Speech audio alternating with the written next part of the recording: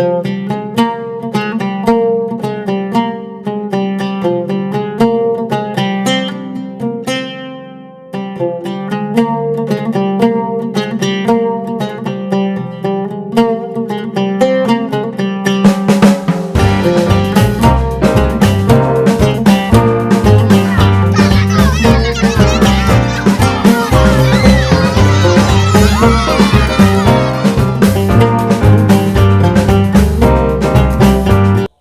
warahmatullahi wabarakatuh. Hari ini saya berkunjung di Desa Andrang, tepatnya di salah satu tempat, yakni di Rumah Nalar, Desa Andrang. Ya. Ini adalah salah satu tempat edukasi di dunia pendidikan yang merupakan sebuah model inovasi dalam rangka menyampaikan berbagai macam ilmu pengetahuan yang secara turun-temurun ada di tengah-tengah kehidupan masyarakat. Kita akan berbincang dengan salah satu pemrakasa atau inisiator daripada Rumah Nalar ini, seperti apa kiat-kiat dalam memulai kegiatan ini, serta apa yang menginspirasi sampai kemudian kegiatan ini dibangun di saat yang sama. Sangat susah kegiatan-kegiatan seperti ini bisa dilakukan, apalagi di tingkat desa yang mana kita tahu bahwa aktivitas masyarakat itu begitu padat. Pak Haris, bisa diceritakan apa sih yang menginspirasi sampai saudara mencoba memulai sebuah tradisi di dunia pendidikan yang ini tidak lazim dilakukan orang? Ya. Baik, bismillahirrahmanirrahim. Assalamualaikum warahmatullahi wabarakatuh. Saya Abdul Haris Mubarak, salah satu pendiri Taman Bacaan Masyarakat Rumah Nalar ini. Pertama, tentang cikal bakal lahirnya Rumah Nalar ini. Kalau di Desa Andrang ini, kenapa kita minta ke teman-teman untuk didirikan di sini, itu berangkat dari masa lalu kita, orang tua kita yang dulunya adalah guru mengaji. Kemudian sistem pendidikannya itu ingin kami teruskan, jangan berhenti sampai di situ. Makanya sampai hari ini kita tetap ada namanya pendidikan keagamaan. Kemudian di fase selanjutnya diwariskan oleh anaknya, itu kakak saya. Dia juga guru mengaji, tapi dikembangkan dengan berbagai cabang keilmuan. Selain mengajar mengaji, ada juga bahasa Inggris, kemudian ada juga matematika dasar, kemudian pendidikan umum dalam konsep edukasi untuk usia anak itu. Kemudian selanjutnya dari teman-teman di penggerak literasi, kami berkumpul dari teman-teman mahasiswa dan pemuda Bulukumba yang belajar di Makassar itu menginisiasi komunitas pendidikan dari Definisi Center, kemudian menggagas yang namanya Rumah Nalar. Nah, dari dua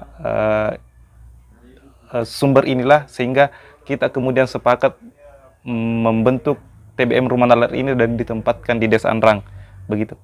Bisa diceritakan bagaimana proses memulai aktivitas di Rumah Nalar ini, di mana kan kita tahu bahwa di desa itu kan agak sulit untuk menggerakkan elemen-elemen masyarakat, khususnya kelompok-kelompok pemuda dan anak-anak. Ya. Baik, yang pertama di Taman Bacaan Masyarakat itu modal yang paling utama yang harus disiapkan adalah buku-buku. Meskipun kita tidak langsung memiliki gazebo, ini gazebo kita ini baru sekitar 3 tahunan. Sebelumnya kita di rumah saja, jadi kita mengumpulkan buku itu awalnya dari beberapa orang, akhirnya terkumpul 3 rak, dibentuklah, tapi dia bentuknya rumah baca. Kemudian kita lebih buka aksesnya, bahkan kalau dalam bentuk gazebo ini 24 jam pun bisa. Kita punya lampu, kita punya tempat terbuka, jadi ketika orang ingin untuk belajar, untuk membaca atau melihat kita punya referensi atau kegiatan diskusi, bebas, waktunya terbuka begitu lama. Nah, mengumpulkan referensi ini dasar kita memang kita suka mengumpulkan buku dari dulu sejak ini, kemudian akhirnya kita memperkenalkan taman baca kita dan ada beberapa buku yang datang bahkan dari Jakarta. Apa jenis buku yang disajikan di Rumah Nalar ini? Baik, buku yang awalnya adalah buku-buku umum, kemudian ada buku keagamaan, dan belakangan ketika kita membuka juga ruang akses untuk pemuda, petani, dan anak-anak, itu kita berusaha menyediakan semuanya buku-buku seperti yang ini, buku-buku untuk anak. Kita punya Cerita-cerita rakyat ya? cerita-cerita rakyat, ada juga buku-buku bergambar seperti ini yang lebih menyenangkan untuk anak-anak yang untuk dibaca. Kemudian ada buku-buku sekolah SD, ini buku-buku umum, ini juga bisa diakses. Kemudian di dalam ruangan itu kita punya 2 rak juga buku. Kita semi perpustakaan konsepnya ya. Sejauh ini bagaimana aktivitas anak-anak ataupun kelompok pemuda di kegiatan ini? Iya.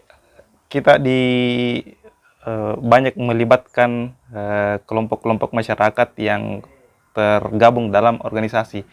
Selama ini yang lebih aktif di kita adalah Karang Taruna Bina Bangsa Desa Anrang yang selalu mendukung, mensupport kegiatan-kegiatan pendidikan kita. Kan di Karang Taruna ada bidang pendidikan dan penalaran.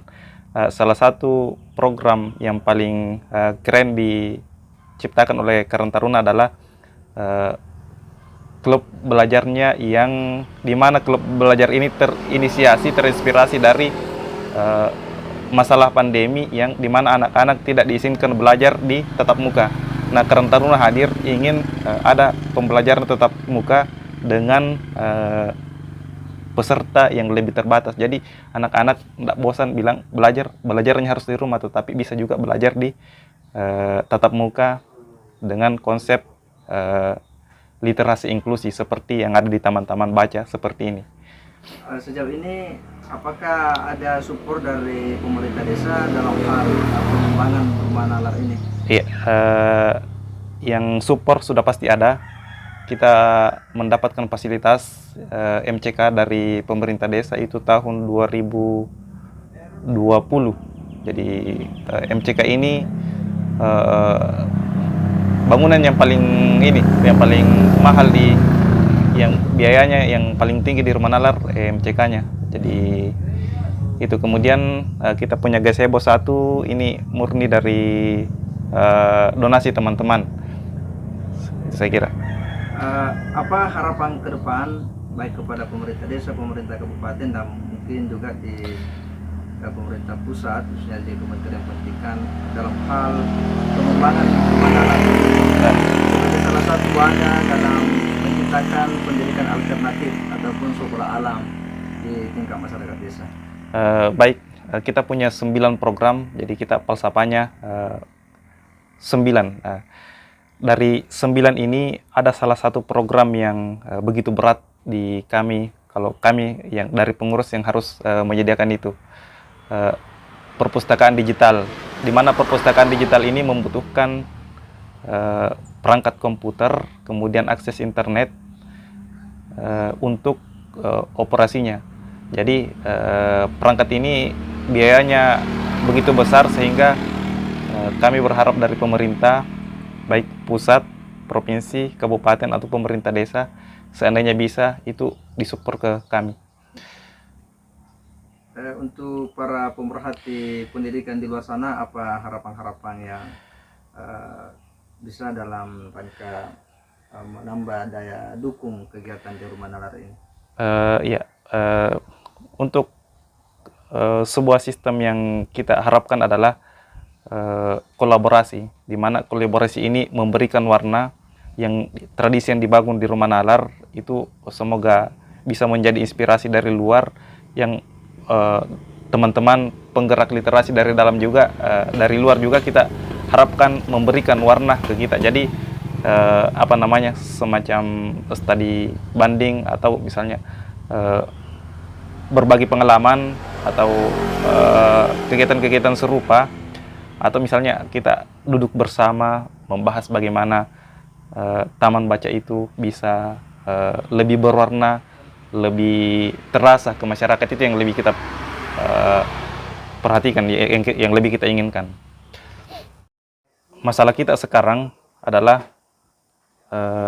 tantangan globalisasi, di mana kayak misalnya pengaruh gadget itu yang menjadi pusat perhatian kita, dan ketika itu kita biarkan, maka